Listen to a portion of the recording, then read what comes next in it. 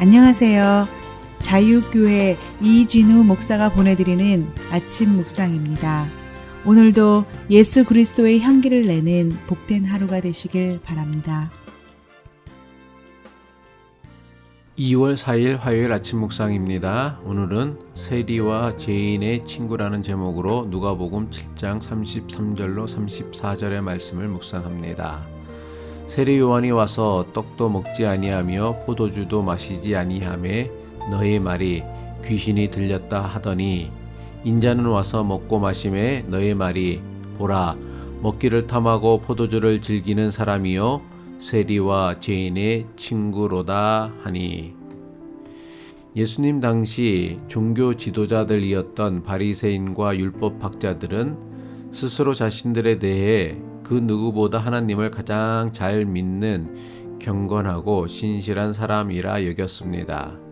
스스로 자신들을 그 누구보다 경건하고 신실하다고 여겼던 바리새인과 율법학자들에게는 자신들의 신앙과 믿음이 다른 사람의 신앙을 판단하는 유일한 기준이 되었습니다. 하나님을 믿는 사람에게는 하나님의 뜻과 말씀이 유일한 기준이 되어야 합니다. 하지만 자신들만이 하나님을 가장 잘 믿는다는 착각은 자신들이 철저하게 지키는 종교 행위가 하나님을 믿는 믿음에 대한 유일한 기준이 됩니다.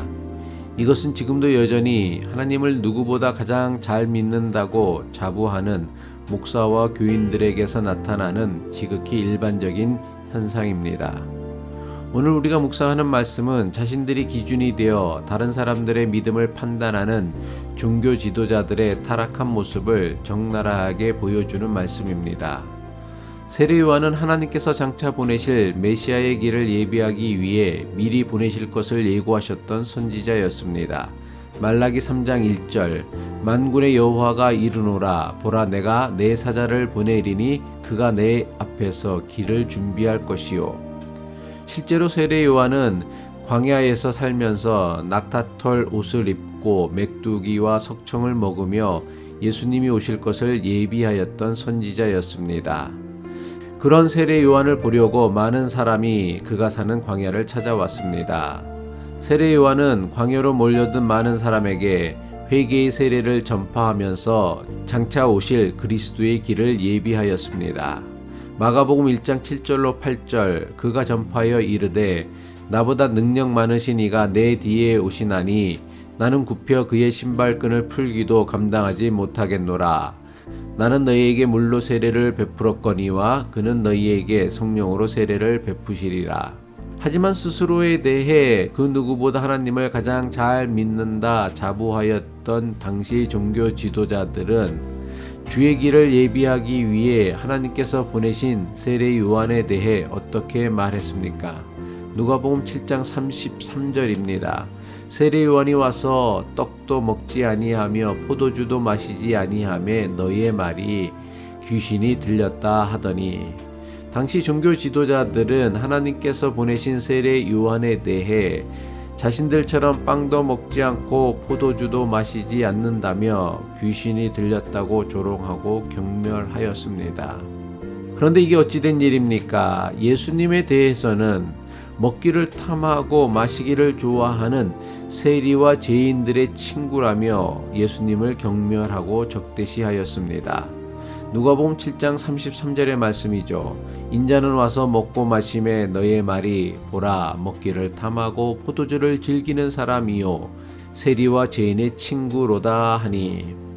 세례 요한에 대해서는 먹고 마시지 않는다고 귀신 들렸다 하더니 예수님에 대해서는 너무 잘 먹고 잘 마신다고 비난하였습니다. 이처럼 당시 종교 지도자들이 세례 요한은 안 먹는다고 비난하였고 예수님은 너무 잘 먹는다고 비난하였던 이유가 무엇입니까? 자신들만이 하나님을 믿는 유일한 신앙의 기준이라고 여겼기 때문입니다.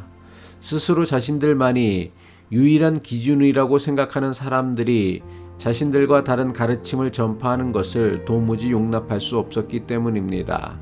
자신들만이 유일한 기준이라며 자신들과는 다른 것에 대해서는 무조건 배척하고 비난하는 것을 배타주의 신앙이라고 합니다.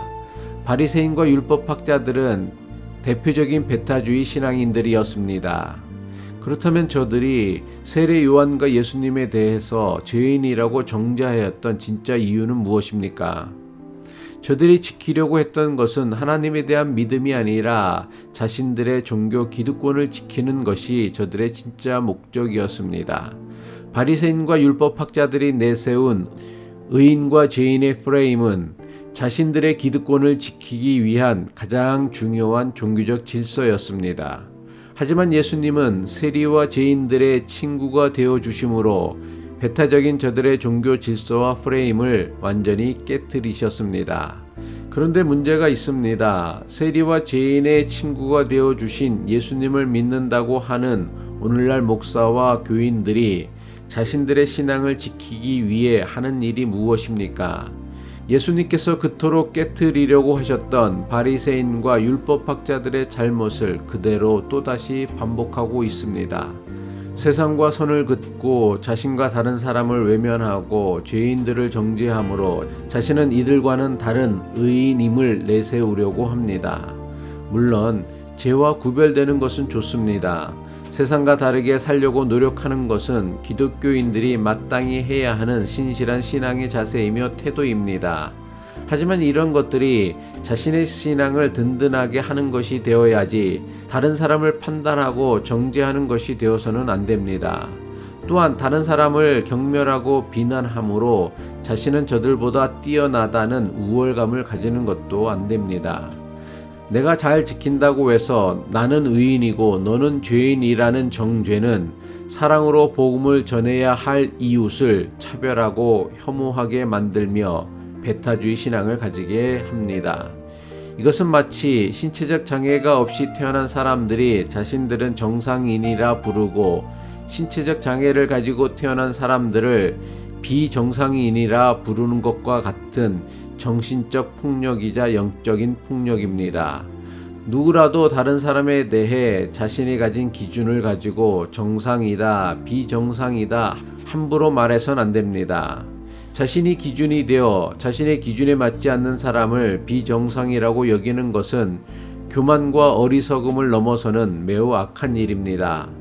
나와 다른 믿음이나 나와 다른 종교를 가진 사람들을 무시하고 경멸하고 심지어는 미워하고 적대시하는 배타주의 신앙은 결코 예수님의 방식도 예수님께서 우리에게 원하시는 믿음도 아닙니다.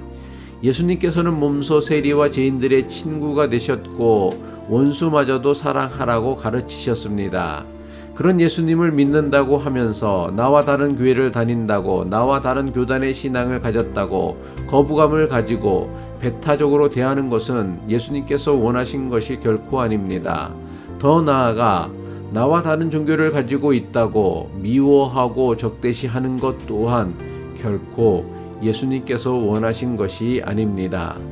예수님은 스스로에 대해서는 엄격한 기준을 가지고 사셨지만 연약한 자들에 대해서는 너그러운 마음으로 대하셨습니다. 그러하셨기에 예수님은 세리와 죄인들의 친구가 되실 수 있었고 마침내 그들의 구원자가 될 수 있었습니다. 우리가 정말 예수님을 믿는다면 나와 다른 생각을 가진 사람을, 나와 다른 종교를 가진 사람을 좀 더 너그럽게 대할 수 있어야 합니다. 그럴 수 있어야만 예수님께서 그러하셨던 것처럼 우리 역시 세리와 죄인들의 친구가 될 수 있습니다. 기도드리겠습니다.